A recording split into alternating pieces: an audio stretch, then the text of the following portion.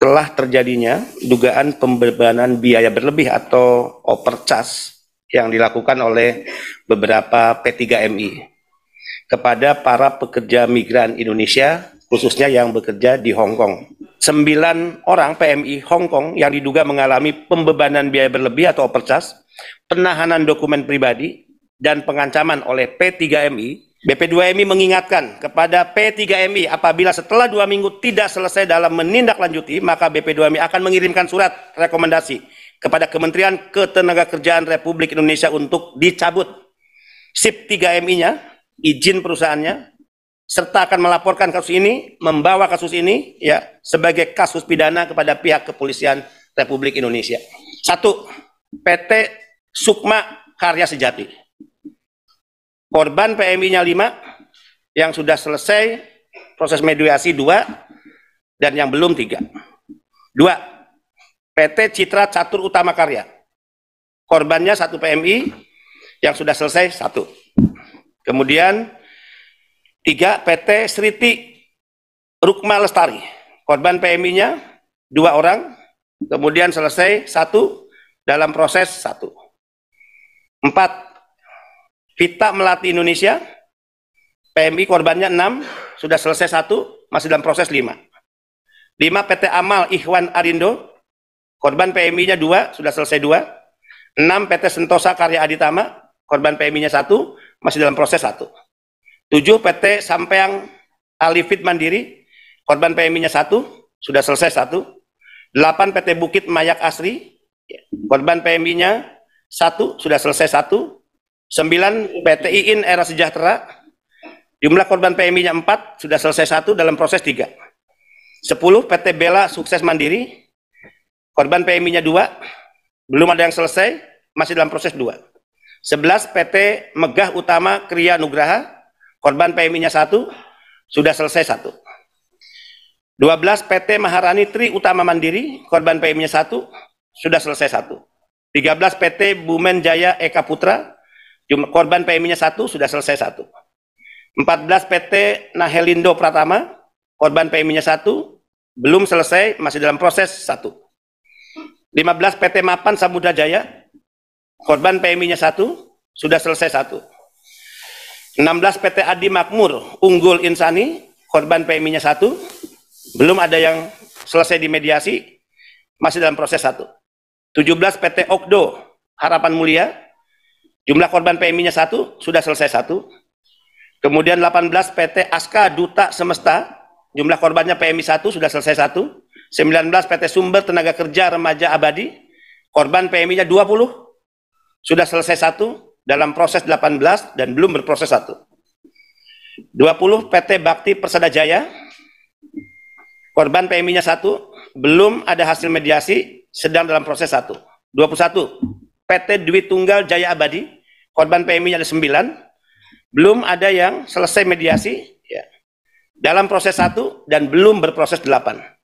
22. PT Sukses Mandiri Utama, jumlah korbannya 3 PMI, belum ada hasil mediasi, belum berproses, artinya di tahap yang belum diproses, jumlahnya 3. 23.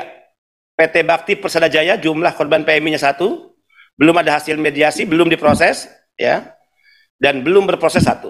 24. PT Putri Samawa Mandiri, jumlah PMI korbannya 1, belum ada hasil mediasi, belum juga dilakukan proses, artinya belum proses 1.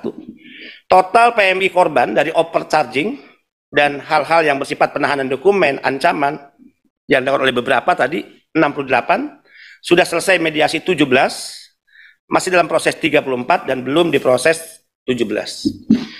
Saya ingin sampaikan sesungguhnya ini terlalu lama, ya. Kurang lebih udah berapa bulan, Bu?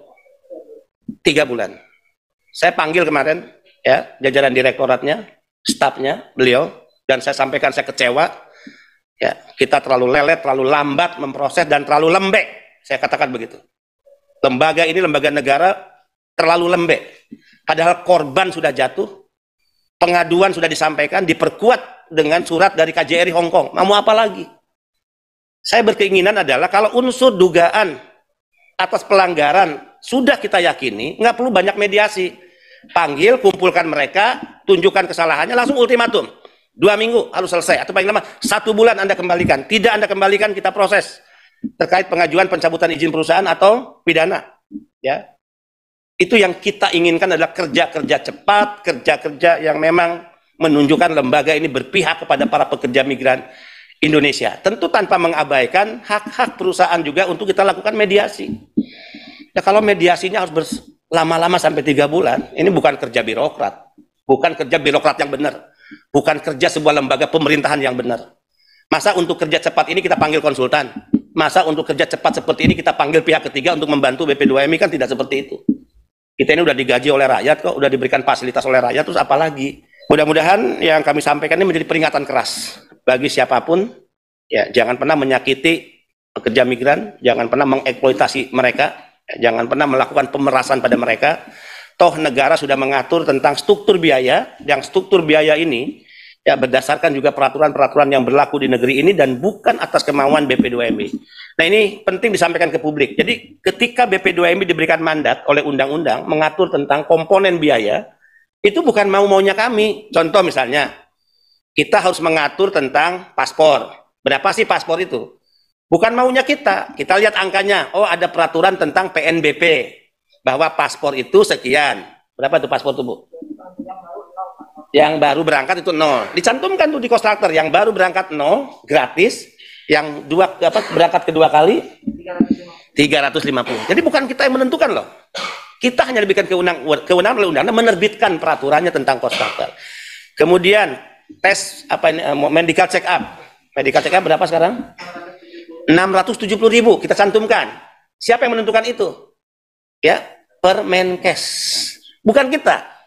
Kita comot angka itu dari Permenkes, kemudian kita cantumkan. Kemudian yang ketiga, BPJS. BPJS berapa sekarang? 370 sekian. Kita masukkan. BPJS undang-undang, bukan kita. Termasuk tiket. Ya, tiket misalnya dalam negeri. Kita tahu nih, dia dari mana? Lampung. Oke, ke Jakarta itu berapa? Jauh. Tiket pesawat, kalau darat berapa? Itu semua termasuk tiket pesawat ke luar negeri. Dan tidak ada sepeser pun pembayaran yang dilakukan transaksinya di kantor BP2MI. Tidak ada. Misalnya kalau dia bayar visa, ya di kantor keimigrasian negara setempat yang kantor imigrasinya di kedutaan besar negara tersebut. Bayar paspor, ya di imigrasi, bukan di sini. Bayar BPJS, ya di kantor BPJS, langsung transaksinya. Ya, bahkan lewat aplikasi sekarang bisa. Ya. Kemudian tadi medical check up, bayarnya bukan di sini, di rumah sakit di mana para PMI melakukan pemeriksaan. Jadi justru kami bersyukur terkait kontraktor bersumber atas dasar-dasar hukum dan regulasi dan semua transaksi pembayarannya 0, 0 tidak berlangsung dan dilakukan dengan langsung dengan BP2MI, tapi langsung dengan pihak-pihak terkait.